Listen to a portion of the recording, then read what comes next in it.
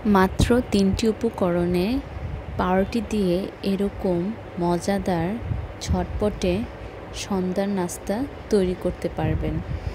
এই নাস্তা বানাতে উপকরণ লাগবে সসেজ হাফ করে কেটে রাখা, পাউরুটি ১ স্লাইস, এটা আমি বেলনা দিয়ে হালকা বেলে নিব।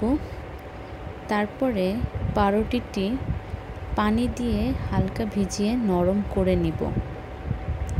নরম করে ভিজানো হয়ে গেলে একটি স্লাইড চিজ মাঝখানে রেখে চেপে চেপে বসিয়ে দিব এবং মাঝখানে একটি সসেজ দিয়ে ভালো করে এভাবে একটি টুথপিক দিয়ে বেঁধে দিব।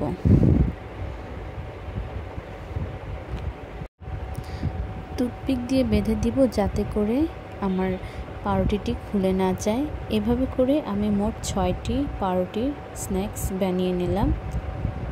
এভাবে পাউরুটি স্ন্যাক্সটি 180 ডিগ্রিতে ১০-১৫ মিনিট বেক করে তৈরি করে ফেলব।